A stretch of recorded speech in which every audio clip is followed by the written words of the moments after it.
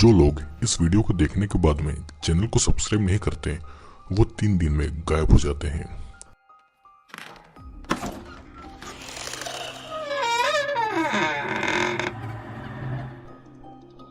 Hello दोस्तों, I hope आप सभी लोग ठीक होंगे। तो आज मैं आपके लिए लेकर आया हूँ एक रियल इंसिडेंट पर बेस्ड मूवी जिसका नाम है ईडन। ये एक रियल इंसिडेंट पर बेस्ड मूवी है। तो आप अगर चैनल पर नए हैं और चैनल को सब्सक्राइब नहीं किया है तो अभी चैनल को सब्सक्राइब करके बेल नोटिफिकेशन ऑल कर लीजिए। मूवी की स्टार्टिंग में एक कार की डिक्की में जे नाम की एक लड़की बंधी हुई थी। उसके हाथ पैर और मुंह सब बंधा हुआ था। वो भागने की कोशिश कर रही थी लेकिन वो किडनैप करने वाला आदमी बस सिगरेट पी रहा था और वो फिर उस डिक्की को वापस बंद कर देता है। अब मूवी इस इंसिडेंट के एक दिन पहले आती है। ये बात 1994 की है, जहाँ पर जे नाम की एक टीनेज लड़की थी जो अपने फैमिली के रेस्टोरेंट पर काम करती थी और वो चोरी छुपे अपनी फ्रेंड एबी के साथ में सिगरेट पिया करती थी। यह एबी उसे शाम को अब बार में चलने को कहती है और उसके पास बार में जाने के लिए एक फेक आईडी कार्ड भी था क्योंकि जे अभी भी 18 साल की नहीं हुई थी। जे के पिता को पता था कि वो सिगरेट पीती है लेकिन वो उसकी मॉम को नहीं बताते और ये उन दोनों के बीच एक स्वीट सा रिलेशन शो करता है। फिर उसके पिताजी उसे एक रिंग देते हैं जो कि उनकी पुरखों की निशानी थी। अब रात को एबी और जे अपनी फेक आईडी से बार में जाते हैं क्योंकि जे 18 साल की नहीं हुई थी और ये सब उसके लिए एक नया एक्सपीरियंस था। वहाँ पर दोनों शॉट्स लेते हैं एंड देन एबी की नज़र एक चार्मिंग लड़के पर पड़ती है जो कि फायर फाइटर की ड्रेस पहने हुए था और वो उसके लिए ड्रिंक ऑफर करता है। जिसके बाद दोनों में बातचीत होती है और एबी दोनों को बात करने के लिए अकेला छोड़ जाती है। फिर अब ये लड़का जे को घर तक छोड़ने के लिए राइड ऑफर कर रहा था। दोनों कार से जे के घर की ओर जाते हैं लेकिन जे के घर पहुंचने से पहले ही ये लड़का गाड़ी को बीच में रोक देता है और वो जे को किस करने लगता है। जे को ये पसंद नहीं आता और ये फायर फाइटर उस कार से उतरकर पीछे वाली कार में बैठे किसी आदमी से बात करने के लिए जाता है जो कि जे को बड़ा अजीब लगता है और वो देखती है कि जिस कार में वो बैठी है उसमें उस लड़के की बहुत सारी यूनिफॉर्म है जो कि नकली है और वो भागने की कोशिश करती है एंड देन जल्दी ही वो आदमी उसे पकड़ लेता है और अचानक सब ब्लैंक हो जाता है। सीन कट होके एक पुलिस ऑफिसर बॉब पर आता है जो कि किसी फार्म में जा रहा था। वहाँ पर 2 ऑफिसर पहले ही थे और उन्हें एक लड़की की डेड बॉडी मिली थी। उस लड़की के पैर में एक ट्रैकर भी था और पुलिस इन्वेस्टिगेशन आगे नहीं बढ़ पाए इसलिए बॉब वहाँ मौजूद दोनों को मार डालता है। सीन फिर से जे पर आता है जो कि अब एक ट्रक में बैठी हुई थी और वहाँ पर और भी कई सारी लड़कियां थी। उसे नहीं पता था कि उसके साथ क्या होने वाला है। ट्रक एक जगह आकर रुकता है जहाँ एक आदमी उसे खींचकर बाहर निकलता है। वो अब एक ऑपरेशन थिएटर में थी जहाँ पर एक बूढ़ी नर्स आती है जो कि जे को एक इंजेक्शन लगाती है और जे बस डर के मारे चिल्ला रही थी।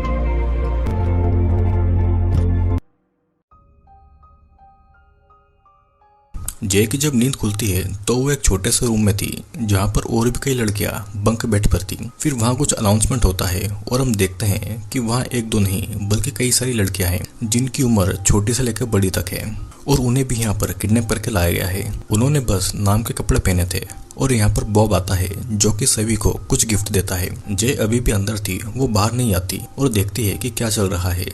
बॉब सभी को एक बिल्ली का बच्चा देता है। जे अभी भी बाहर नहीं आती और बॉब उसे कुछ दिन देता है इस माहौल में ढलने के लिए। अब अगले दिन जे बाकी लड़कियों के साथ बाथरूम में थी। वो नहाने जाती है जिसके बाद एक नर्स सभी लड़कियों को चेक कर रही थी और फिर उन्हें कुछ ड्रग दिया जाता है। सभी अपना लंच करती है और सभी लड़कियां अपनी अपनी कैट से खेल रही थी क्योंकि उनकी लाइफ में बस अब एक यही खुशी थी।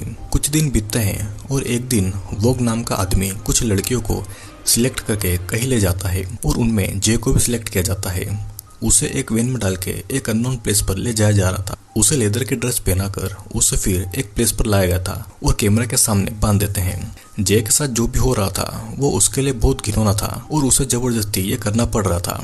उसे रिकॉर्ड किया जा रहा था और तो और उसे अपने क्लाइंट्स को सर्विस भी देना थी जो कि उसने कभी सोचा भी नहीं था। और इसी रात को जे अपनी रूममेट प्रिंसिला के सामने फुट फुट कर रोने लगती है। अब कुछ दिनों के बाद वाग उसे अकेले ही अपनी जॉब के लिए ले जा रहा था और उसके क्लाइंट ने जे को स्कूल गर्ल के कपड़ों में बुलाया था। उसके क्लाइंट का नाम जॉन था। वो शादीशुदा था और उसकी बच्ची भी जे की उम्र की ही थी। जे को जॉन के पास अकेला छोड़ के वाग बाथरूम में जाकर ड्रग्स ले रहा था। तभी उसे वहां पर चिल्लाने की आवाज आती है। वो देखता है कि जॉन जमीन पर पड़ा है और जे उसे चोट पहुंचाकर भाग गई थी। जे ने जॉन के प्राइवेट पार्ट को काट लिया था और उसका मुंह पूरा खून से लाल हो रहा था। उसके कपड़े पूरे खुले हुए थे और वो भाग रही थी लेकिन वॉग उसे पकड़ लेता है। वो एक घर में घुस गई थी जहाँ पर दो लेडी कॉफी एंजॉय कर रही थी और वो कहता है कि वो एक पुलिस ऑफिसर है जो कि ड्रग एडिक्ट जे को पकड़ने के लिए आया है। वो उसे वापस लाकर जे को पनिशमेंट दी जाती है जिसमें उसे बांधकर एक बर्फ से भरे हुए टब में डाल देते हैं और पूरी रात के लिए उसे ऐसे ही छोड़ देते हैं। फिर बॉब वॉन को उसकी इस हरकत के लिए इंसल्ट करता है और एक थप्पड़ मार देता है। अब हम देखते हैं कि एक साल बीतता जाता है।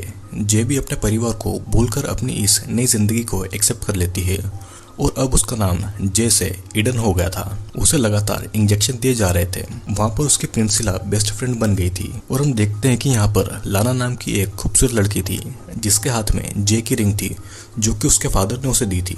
जे प्रिंसिला को बताती है कि वो अभी 19 साल की है और प्रिंसिला का कहना था कि वो कैसे यहाँ पर बच गई है क्योंकि इतनी कम उम्र की लड़कियों को यहाँ से गायब कर दिया जाता है। फिर तभी वहाँ से एक आदमी आता है और प्रिंसिला को घसीट कर ले जाता है।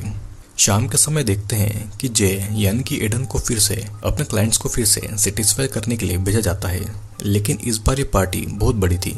जे की ड्रेस भी अलग थी और वो एक चाइनीज लड़की बनकर गई हुई थी और हम देखते हैं कि जे अब एक साल में इस काम को करने में परफेक्ट हो गई थी। अब वापस लौटते समय ईडन वैन में अपने हील्स को तोड़ के छुपा लेती है। ईडन जब रूम में आती है तो वो देखती है कि प्रिंसिला कहीं नहीं दिख रही थी, शायद उसे भी मारकर फेंक दिया गया होगा। ईडन रात को अपनी छुपाई हुई सैंडल निकालकर लाना पर अटैक कर देती है और उससे अपने डेड की दी हुई रिंग वापस ले लेती है। वहाँ पर गार्ड्स आते हैं और उन्हें छुड़ाते हैं। फिर वॉन ईडन को खींचकर दूसरे कमरे में ले जाता है और वो ईडन से इम्प्रेस हो गया था। वो उसे पनिशमेंट के रूप में ईडन को अपनी रिंग निकलने के लिए बोलता है और ठीक ईडन को मजबूरी में ऐसा करना पड़ता है। वॉक को लग रहा था कि ईडन अपनी एज से ज्यादा स्ट्रॉन्ग है और ईडन उसकी सिंपैथी के लिए रोने लगती है और कहती है कि बाकी की लड़कियां वॉक के पीठ पीछे उसे कुछ भी बोलती है कि वो बस यहाँ का एक नौकर है। ईडन उसे फंसाना चाह रही थी लेकिन वो नहीं फंसता। अब कुछ दिनों के बाद ईडन को बाकी लड़कियों के साथ एक पार्टी में ले जाया जाता है जहाँ पर उन्हें सर्विस देना थी। पार्टी खत्म होने के बाद वॉन होस्ट से पेमेंट मांगता है और वो होस्ट उसे कुछ पैसे काटने को कहता है। दोनों में कहासुनी होती है और वॉग अपनी गन से उसे डराकर बाकी का पेमेंट ले लेता है। रात के समय ईडन टॉयलेट जाती है जहां से वो अपनी रिंग को निकालती है जो कि वॉग के कहने पर उसने निकल ली थी, जिसे धोकर वो वापस पहन लेती है क्योंकि इसी से उसे अपनी पुरानी लाइफ और पेरेंट के बारे में पता था। धीरे धीरे ईडन के लिए सब कुछ बदल रहा था। वॉग उसे क्लाइंट के पास न भेजकर खुद अपने घर ले जाता था जहाँ पर वो उससे सफाई करवाता है। उसे वॉन के बचपन की फोटो मिलती है और साथ में वो आदमी भी था जिसने ईडन यानी कि जे को फंसाया था।